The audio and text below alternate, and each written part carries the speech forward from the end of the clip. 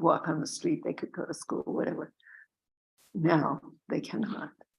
They do not have a life. They are prisoners.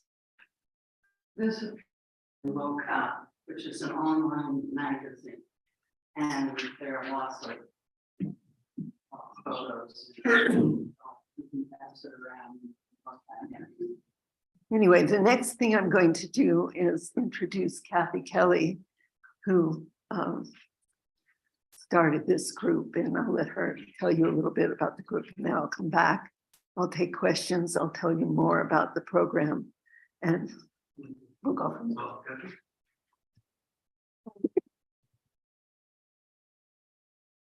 Here's Kathy Kelly. You're all familiar with Kathy Kelly. She's been a lifelong anti-war activist, and it's very well known around the anti-war movement in the United States. Speak with people from Global Justice, and I especially want to thank Lia and also for the examples of her creative and challenging empathy. Well, hello, I'm very grateful for this opportunity to speak with people from Global Justice, and I especially want to thank Lia Gladstone for the invitation and also for the example of her creative and challenging empathy for young people, particularly women in Afghanistan. I'm someone who has been deeply moved by young idealistic Afghans. They certainly never meant any harm to people in countries like mine here in the United States. They have suffered greatly from war and displacement and now Taliban takeover. Salman Rushdie once said that those who are displaced by war are the shining shards that tell the truth. And what are the truths for the young people that I'm thinking of? Well, they were exemplary idealists. They were so altruistic. These were young people who believed in living simply, in sharing resources, and they shared their resources radically. They didn't have much themselves, but they would take what they could put together and go up icy mountain paths and where there were no paths and go to the hovels of widows living because they'd been pushed up where the rents were lower because there was no water, and women living really often on what their children could collect from scraps of food at the marketplace, impoverished women. And they, in a way, my young friends, they were mostly young women, practiced surveillance. They would do surveys, and equipment was a pen and a pad of paper, and they would ask questions. How often in a week do you have beans? Nobody had meat. How far away do you have to go for water? What is the source of income? And how many people live in this place? And what's the age of the main income earner? And if that age was 12 or younger, that particular survey would kind of go to the top of the gathered surveys, and then they would choose women from each of the three main ethnic groupings in Afghanistan, and they could only take a limited number from each group, and it could number 60 in all, and those women would then be supplied with material to make big, heavy blankets, which would then be collected and distributed to people in the refugee camps who were at risk of freezing to death during the harsh winters with no source of fuel. That's the kind of thing I watched the young people do. But because they associated with Westerners, they were actually jeopardized. Their hospitality toward us endangered them when the Taliban took over. And so we have had many, many, many letters from panicked young people. Some of them had already fled to neighboring Pakistan, where they also face precarity. And they want to go elsewhere, not because they don't love their country or their families, but sometimes the most nonviolent thing you can do in some situations is to run, to go. So where will they go? And we have been so fortunate to find that there are people like permaculture communities in Portugal who say, yeah, we think it's not a stigma for someone to be a refugee. We want to welcome people. Our areas are kind of depopulated and our land is desertified. And these young people had learned permaculture skills. So let us bring them to our small town of Mertola in southern Portugal, where 8 young Afghans have been thriving. And the youngest is a little infant, Arsalan. And I knew his mother as a brilliant teacher at the street kids school that our young friends ran. Well, we were more recently then able to help 17 go to a city in Portugal, in north central Portugal. And once again, the dedication is toward a holistic kind of refugee resettlement, which is mutually beneficial for people in the city and for the friends who needed to leave. So we're kind of casting our eye, where else can people go? There's a possibility for the Spanish government to issue student visas, and there may be a group that could head toward Galicia in Spain. We don't know. It's been very heartening to work with a group of internationals. We call ourselves the buddy system. And maybe that sounds a bit naive, but it works intercontinentally. Australians, people in the UK, Mexico, the United States, Portugal, Canada.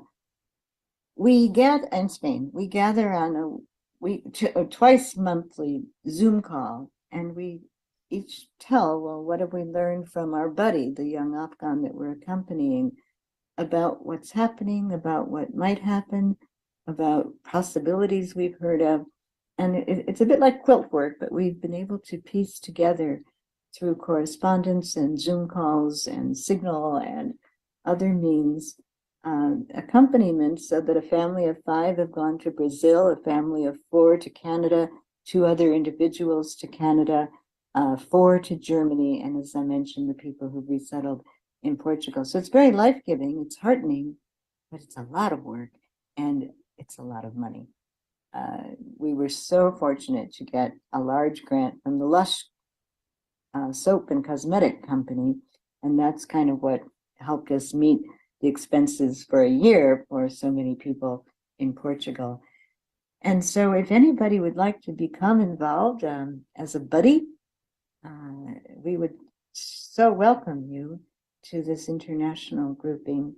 If there's any suggestions you have of a place for Afghans seeking refuge, seeking a safer haven, we have quite a lengthening list of young people. And we do have 5 conditions. We ask that the person have really dedicated time to this Afghan peace volunteer grouping in the past, like at least a year.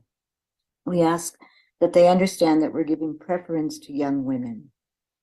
We have to ask that people have a passport. And we ask that they know at least one international, and that there be some recommendation that they would be a positive contribution to whatever new group they might join. And I can readily give that recommendation to really any of the young people I know. So if you would like to get to know more about this project or join one of our buddy calls, please do be in touch. My name is Kathy Kelly. I'm a board president of World Beyond War and had helped found Voices in the Wilderness and Voices for Creative Nonviolence. We've lived alongside people in various war zones in Iraq, in Gaza, in Afghanistan, in Lebanon. And we've certainly been deeply concerned about people in Yemen as well. Thank you for all that you do for global justice, for a feminist perspective on global justice, and for the entrusting of our disputes to international law framework. I hope that someday we really will have a world that abides with the love commandment. Thank you.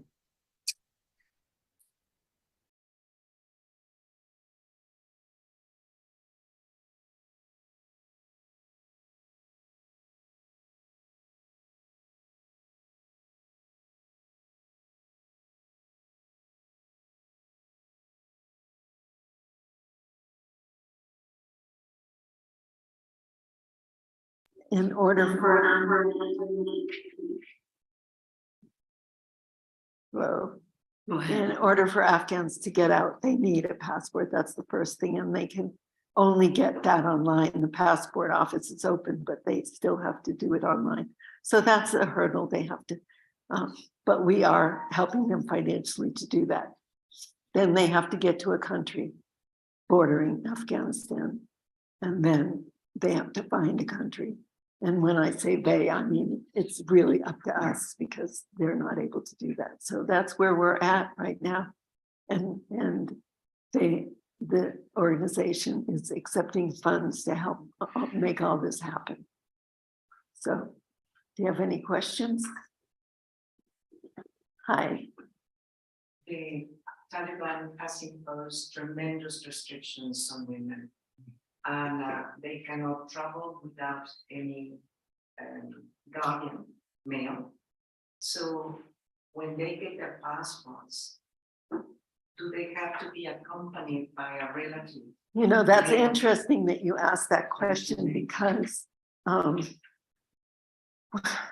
we can only support the people that apply. And one young woman just made it to Pakistan, and she had to be accompanied by her brother because she couldn't travel alone, and we cannot help the brother. And that's a tragic situation. It's a catch-22.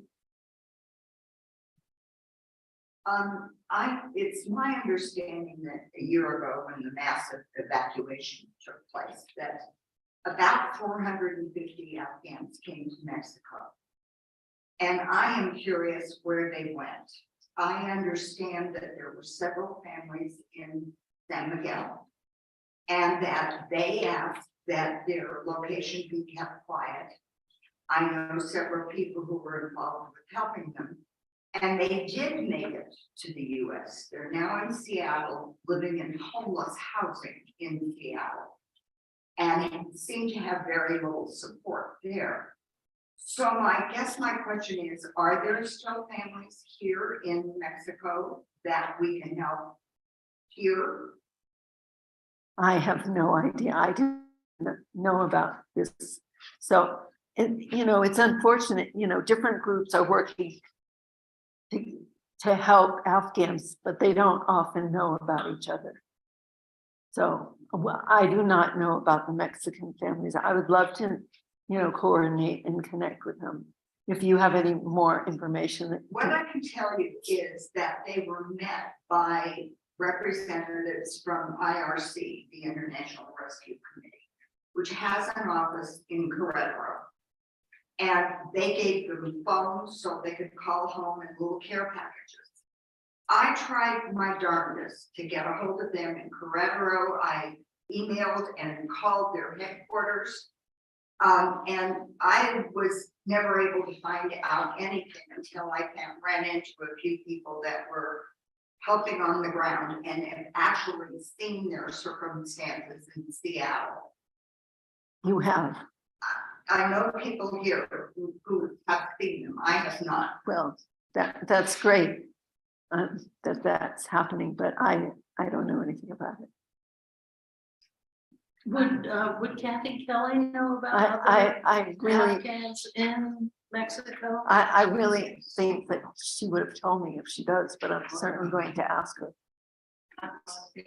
Among the applicants for refugee status, yes, there are a number of Afghans. I'm trying to look for the precise figure. But one organization that may help, maybe Comar. There are a number of people who can perhaps help you to trace. Maybe we can talk about that. So if any of you would like to become a buddy, feel free to talk to me afterwards and I'll take your name and pass it on to Kathy. If you'd like to contribute, I have an address for you, and I'm happy to answer any other questions you might have. I'm sorry about the technology not being able to capture more of Mariam and the photos but you can see the photos online. Well, can you describe a little bit what the limitations on women in Afghanistan are now? Oh, well, what's your name? Mary Fallon, just pretty much summed it up. You cannot leave your home. You cannot go to school. You cannot go out in the street. You cannot go up to the market unless you're accompanied by a man. I do have a video that Rehana made. It's, you know, I don't know. I mean, I would have shown this on the big screen. I'll see if I can pull it up for you. And if your husband has been killed in the war, and your sons have been killed in the war, and your father has been killed in the war, what do you do? Yeah. I don't know what they do. They're married and brother. Well, I think this is one of the challenges of the society. Of course. That because the woman is considered when she marries she belongs to the family. And when the husband dies, if there is a brother, they be pressured to marry the brother, even if she doesn't want to. And there are other many restrictions.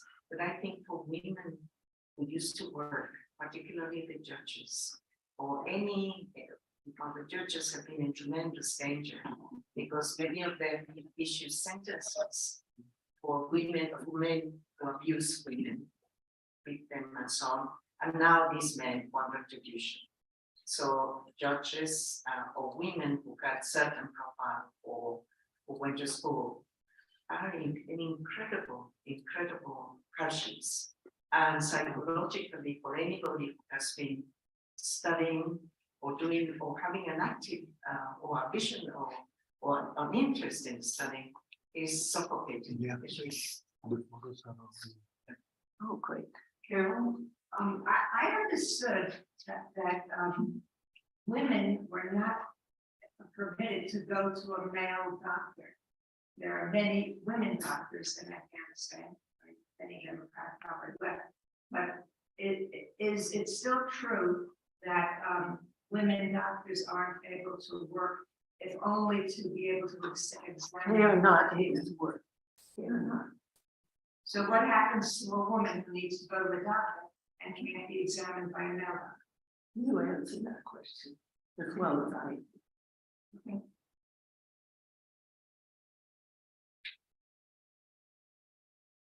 That's the dire circumstance of a young woman. And Would you like to comment? that's just, That's her article that she wrote. but you can scroll down and see more photos. So these young women are part of a group called the Kabul Children's Circus. And this was taken in 2009. So they're all in their 20s now. Your guess is as good as mine was. I mean, I have many students that I'm in touch with many of them, but they are all have escaped the country. The ones that are still there, I have no contact with. So anyway, this is another photo of the girls in the circus. And they were able to get an education as being part of the circus. So even before the US left, things weren't optimum. These are women and women, they're girls actually, the orphanage in Herat.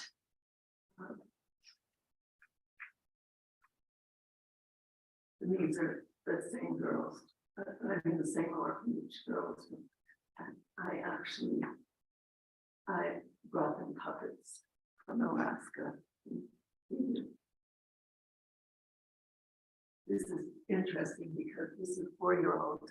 I did a theater exercise with them where I told them to use their headscarves because they all had to wear headscarves in a different way than they normally did. They all wrapped their heads in turban style. To look like a man, right? Yes. Can you scroll back to the previous, no, to previous? So one more. So this young woman, Fauzia, is her name. Her infamous quote to me is, all girls want to be boys. All women want to be men. Okay, women more and students more. So we'll stop here. So these are also part of the same org. They are all 4 years old. They were scheduled to perform a dance at the US Embassy. And my translators went out into the market early that morning to get them costumes. Of course, they don't have costumes like this, but barely have clothes and shoes. So they stay back there. And they were so thrilled to be performing. And at the last minute, the mullahs declared that there was be no dancing of girls at the embassy, and they didn't get to do it. And these pictures are all from 10 or 12 years ago, right? Yes, Right. these are all from, actually, this is from 2011. These are all young women now. I have no idea where they are. It's more than tragic to these beautiful young, so much life in them, even though this,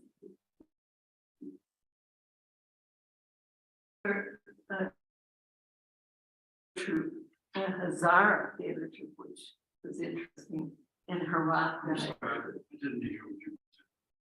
These are young women from a theater troupe in Herat, which is another city on the border with our Hazara, which is the minority race in Afghanistan. So it was unusual to have a theater troupe that was actually thriving.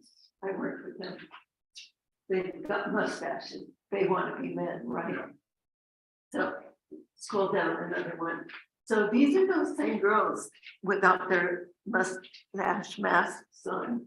And this, and I have helped 5 of these young women get asylum in Germany and Sweden. And this young woman is a hip hop artist in Berlin. That's all they're right in there. Who is it in, I mean, how are the women identified that are eligible for the program?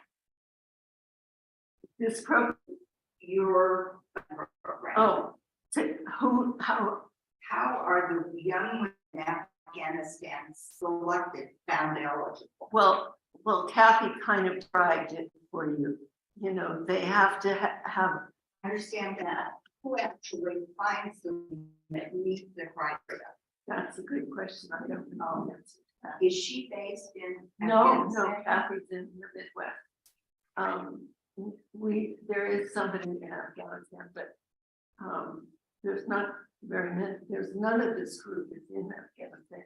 But that's a really good question. I'm sorry, I can't answer it. I'll have to find out how we find them. I think, you know, probably one way is word of mouth. You know, someone comes to us needing help and then we hear about another one. We are searching for young women especially. But men have been helped and families also.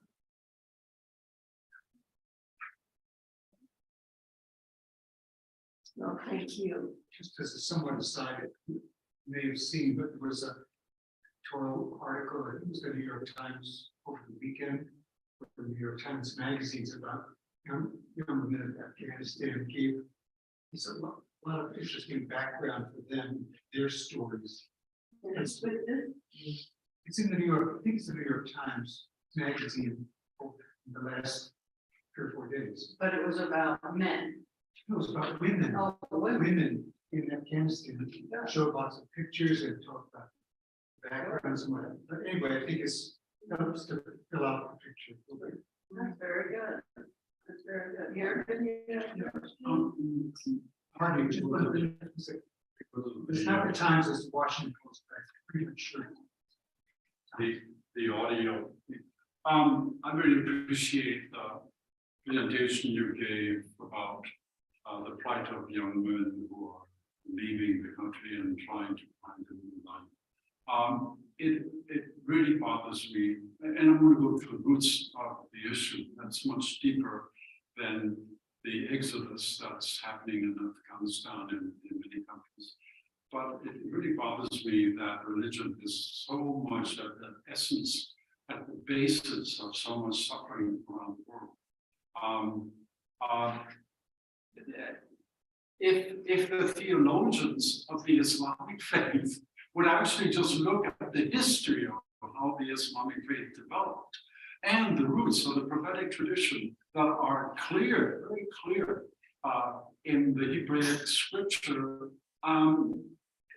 not the leaders, not the religious current leaders, whether it's in Russia and Iran or Afghanistan or whatever, it's really the people who go back to the roots of these faiths that could make a difference, because it's religion that's holding back everything.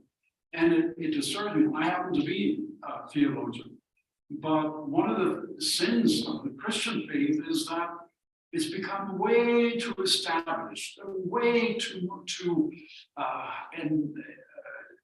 what the biggest international corporation is the Roman Catholic Church. It has more property than any other property. I get angry at what's going on with Christian. So that's one thing that really bothers me, that the origin of all of this and the solution of it lies in actually in the original scriptures of Muhammad the prophet, in this case, which of course are being ignored. He and his wife were, since they lived an exemplary life for male and female. It was not, the women was not to be suppressed. In fact, Muhammad's wife was very powerful, had a lot of power in her own life. So the other thing that I want to say, and then I'm going to suppose, is that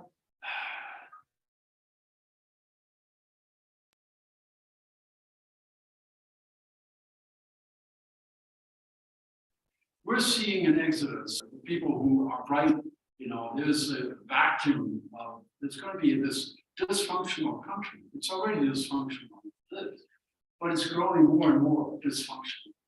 And I'm wondering, I'm only using Afghanistan. I can name at least a dozen, probably 24 countries that are currently becoming dysfunctional countries that are depleting their resources, are not contributing to the global crisis that's facing all of us, which is the devastation of the environment. We're at the point, our generation is at the point, and maybe our children and grandchildren, of seeing potentially the extinction of the human race. And yet we're not doing much. For instance, I don't think enough international pressure is being put on the Afghan government. By international, I'm not talking about US. The US voice is totally incapable of this having much influence. But I think internationally, there ought to be a pressure made on Afghanistan to come to their senses, because they're losing the best minds. It's becoming a dysfunctional country, and it's a slow suicide and fratricide and suicide also, so cultural, economically, military. But I'm not seeing the community doing much, pouring much on whether it's Afghanistan or El Salvador, or there are so many countries, Myanmar, there are so many countries I can name that are doing this self-destruction, and it's certainly not helping the country. So I realize this goes beyond the subject of this topic, but I can't help but be terribly distressed by what's going on in our very own time, with our eyes wide open. Well, the US is self-destructing. Yeah. Can I just want to play you another excerpt from Mariam. Did you want to? I want to make it kind of what Jürgen.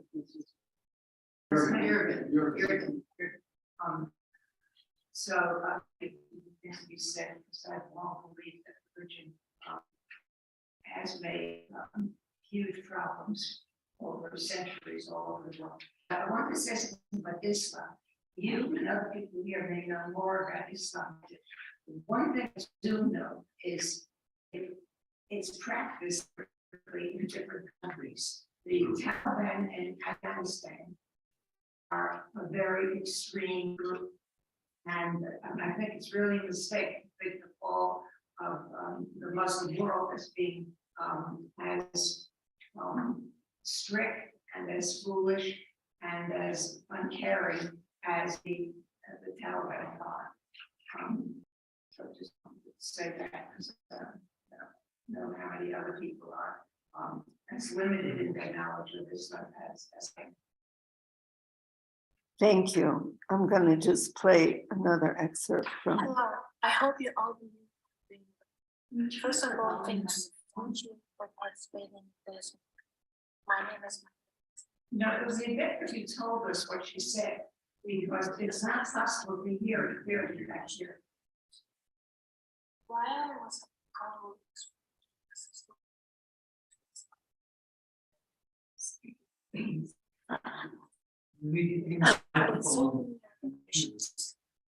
a single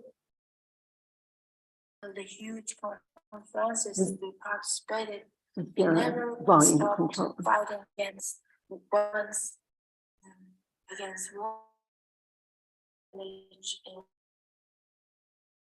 My life started from the to Iran.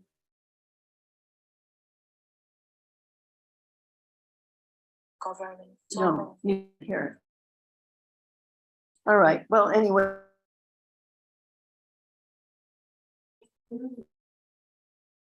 What I said, I have lots of the particularly parts that talk about women and they are Khadija and were said were examples of man, woman, equality. Yeah, let's try something else. Talked about Let's unmute it. so in some countries that's practice. Yeah. Yeah, it's not. Okay, well, I'm sorry that we can't. If you, because she's very eloquent and do it.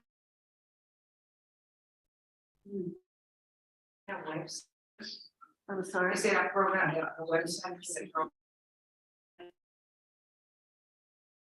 This came together. If you want more information, you can get it from Kathy, who knows a lot more than I do, obviously. And it will also help you in trying to, you know, you want to be. Is there contact information for how people can contact you and that will come article that you did? Well, I think my website is that. Show my website here. No, that's the article. Does Kathy have started? No, there. You could just send me an email and I will send your email for very, you know, it's pretty rudimentary, simple. But there isn't a website, you know, it's a huge undertaking for a group of people that don't even really know each other. You know, putting that up.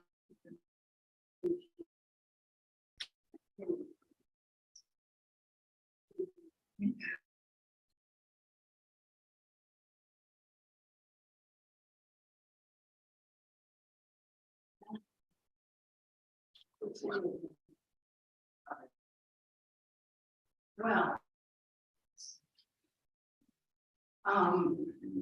Thank you. Thank you very much for that. Do you have more questions for Leah? Or I guess we all are sort of mostly aware of the situation of women And it's wonderful to hear that there are organizations trying to get out of that. And I appreciate very much your comments about the role that religion has played in all of this. Also have to remember that the role of the military industrial complex has played a huge role in this. Lyndon Baines Johnson's president and was orchestrating the war in Vietnam. His generals told him there is no way that we can want to continue this. And his answer was, because my friends are making so much money. He really said that? Yes, he really said that. So, you know, from Vietnam to Yugoslavia, to Afghanistan, to Iraq, now Ukraine, soon China. The goal is simply to channel all government monies and all government borrowing into the military-industrial complex, or the military-industrial congressional media complex, and just keep the wars going. And apparently, people don't want money by killing people. It's that simple. In a few weeks, I think it's on April 3rd, we're going to have a talk by Joan Roloff, who has just published a book, the 3 trillion or the $1 trillion silencer, and details how money gets into NGOs, think tanks, schools, universities, everywhere, so that the entire US population and what we call the West are essentially brainwashed to think that this is all necessary because we're letting it happen. And only now is there beginning to be an anti-war movement.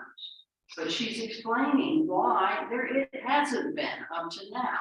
I remember in 1982, there were 1 million people in Central Park to protest nuclear war and the nuclear submarine base that they wanted to put on Staten Island in New York City. But where are they now? In Vietnam, we stopped the war with protests, but what is happening now? Yugoslavia, the peace community was divided over that. Iraq, Afghanistan, I just don't understand why people are not objecting to an absolutely murderous use of taxpayer money instead of helping people in the United States and in Mexico and in our backyard, in Central America. It's just incomprehensible. So look for the talk by Joan Roloff, the $1 trillion silencer. We will look for that. Is that going to be a YouTube presentation or what? Yeah, she'll be on Zoom. She lives in Keene, New Hampshire. So we'll see her. So we'll see her here, like, yeah, so, yeah, yeah. And Joan's been here many times, Okay. and she's written other books. She's a professor at Keene State College, or a retired professor. from Keene State College, and she's just published a new book on why there's no peace movement. I think it's a lot to do with it. It's a lot to do with fear, you know, generated by all these images of militarized police. I think it goes a long way. If you're demonstrating, you could be arrested as a terrorist, Yeah, you know, that's true, yeah. or you can be arrested for not doing anything. Yeah, Yeah, there's no limits. You gotta know protecting the disability. yeah, I saw a picture of a cop. Bob took the picture in 1982. I guess at one of the demonstrations against what they called the New Court. And 1982, and the police officer just had on a short sleeve shirt and just had, you know, one gun, you know, and his holster, and that was it. And another one's another protesting, the farmers are protesting with, you know, thousands of tractors driving to Brussels and this and that. I've seen the pictures of them just spraying the policemen with milk. With what? Milk and shredded hay. And, you know, the police are like complacent and behaving, I would say, to allow these farmers to protest in their manner. That's In the United States, everybody would be having tear gas. yeah. Well, the French like tear gas too. Well, that's true. It's not universally true, like Dutch. Yeah, and of course, the French are all up in arms now because they're raising the age, the retirement age. From 62 to 64. From 62 to 64, yeah. Yeah. Macron won the no confidence vote. From what? Macron won the no confidence vote today. Oh, he won it? So I mean, it was 9 votes short of what Oh, would have taken. Then it was another symbolic vote. So that means they don't get to. Means he can impose it. oh, Maybe he did impose it, but that means it can go ahead. oh, Doesn't mean it's the end of the protests. No. Friends. no, the French will keep protesting. And I know them well.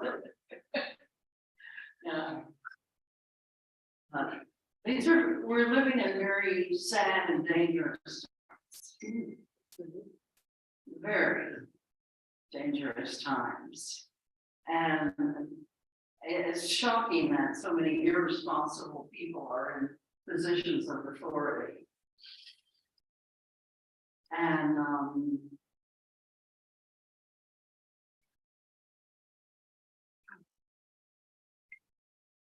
well, we could talk all day about Seymour Hersh, the 19, how Reagan stole the 1980 elections, how Bush stole the 2000 election, all the tax cuts for the wealthy and nothing for the rest of the average person. Thank you very much for coming. Okay, we'll be in touch. You might know my partner, Inaka.